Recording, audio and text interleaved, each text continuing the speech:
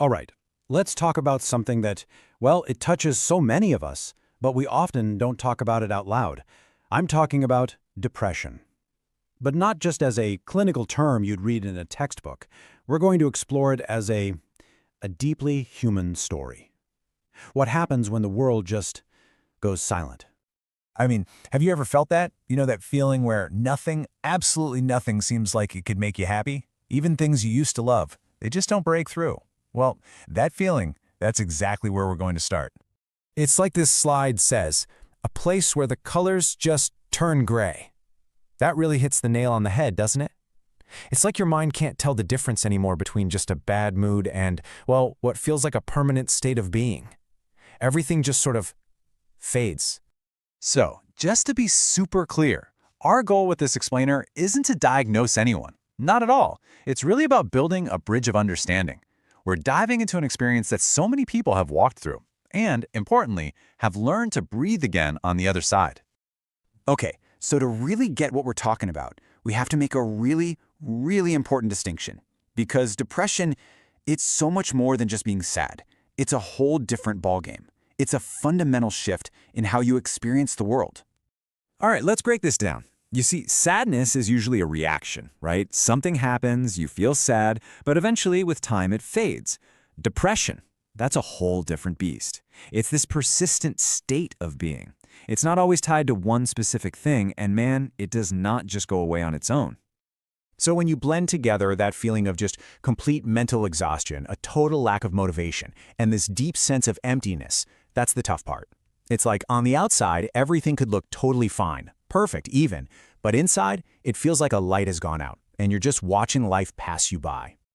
This is such a powerful way to put it, like walking through fog.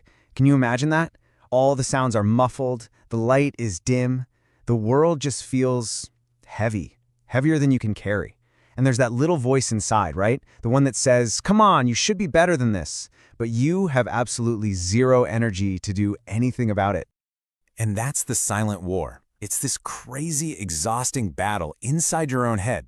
You've got your logical self over here, making a list of all the reasons you should be happy, trying to reason with you. But then there's your emotional self, and it can't connect. It feels totally trapped, and all it wants to do is shut down and retreat into silence.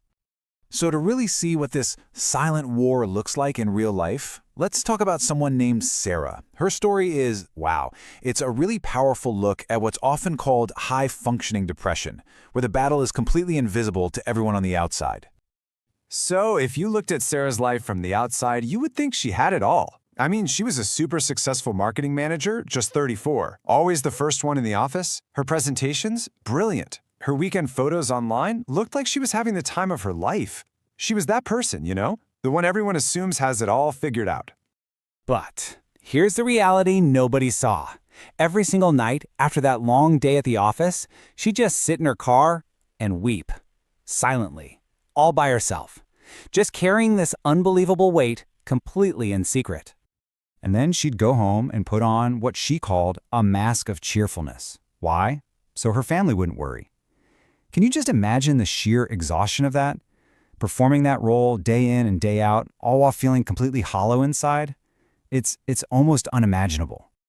And she kept this up for years until one day her body just gave out. It was like an invisible force was just pressing down on her. And in that moment, she had this one crystal clear thought. I cannot continue anymore. It was a crisis for sure. But you know what? It was also the turning point. So she got help. And after she started treatment, Sarah had this incredible realization. Her bravest, most courageous moment wasn't all those years of pushing through the pain. No, it was the moment she admitted she couldn't do it alone. And that really redefines what strength is all about, doesn't it? Sarah's story is so important because it doesn't just show us the problem. It also points us toward a solution. So the big question is, how does healing even begin? Well, it often starts with something surprisingly simple, small, totally manageable actions. Okay, this is a really powerful idea, so lean in for this one. When you're in that deep fog, trying to think positive can feel, well, impossible. A much more effective approach is to focus on behavior. One tiny action can become this little act of resistance, a way to fight back against that feeling of being stuck. And these acts of resistance, they don't have to be huge. We're talking incredibly simple things. Like, start with the smallest daily task you can think of. Maybe just making your bed. That's it. It gives you this tiny win. Then just try to be present. Don't force yourself to feel happy. That's way too much pressure. Just be. Next, move your body a little. Not a grueling workout, just maybe a short walk to reconnect with yourself. And finally, and this is a big one, ask yourself, what do I actually need right now? And then really take that answer seriously.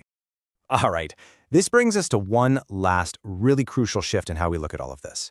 What if this incredibly difficult experience isn't just about suffering? What if it's also a profound, and yeah, challenging, but a profound opportunity for real growth? Because here's the thing. Depression isn't the end of your story. It's not a final destination. Think of it more like a pause, a moment where life kind of quietly, or maybe not so quietly, forces you to stop, to reflect, and to finally listen to the parts of yourself that have been ignored for way too long.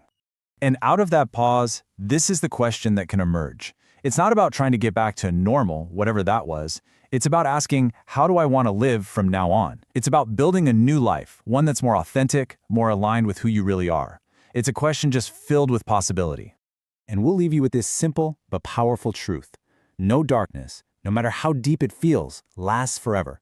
Even the absolute longest night eventually gives way to the dawn. So if you, or maybe someone you know, is in that dark place right now, please remember, it is not a permanent state. There is a way through, and there is always, always hope.